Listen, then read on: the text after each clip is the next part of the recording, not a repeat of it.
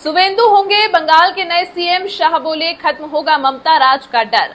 पश्चिम बंगाल की राजनीति में बड़ा बदलाव तय हो गया है। भाजपा नेता सुवेंदु अधिकारी अब बंगाल के नए मुख्यमंत्री होंगे।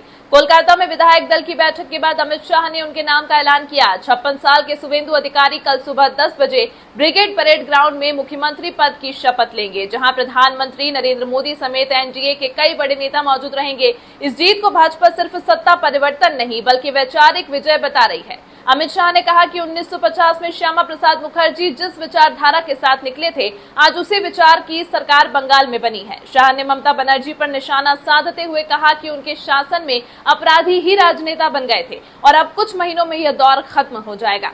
इस चुनाव में भाजपा ने 207 सीटें जीतकर इतिहास रच दिया। सबसे बड़ी बात यह रही कि सुवेंदु अधिकारी ने ममता बनर्जी को उनके गढ़ भवानीपुर में हराया। इससे पहले 2021 में वे ममता को नंदीग्राम में भी हरा चुके हैं। अमित शाह ने अपने भाषण में घुसपैठ के मुद्दे को भी जोर शोर से उठाया और कहा कि भाजपा पूरे देश से घुसपैठियों को चुन चुनकर बाहर निकालेगी, क्योंकि यह राजनीति नहीं, देश की सुरक्षा का सवाल है। उन्होंने कहा कि 2014 में बंगाल में भाजपा का सिर्फ एक सांसद था, फिर संख्या बढ़कर 3 हुई, उसके बाद 77 सीटें आई और अब भाजपा सत्ता में पहुंच गई। भाजपा इस जीत को गंगोत्री से गंगा सागर तक अपनी विचारधारा की जीत बता रही है।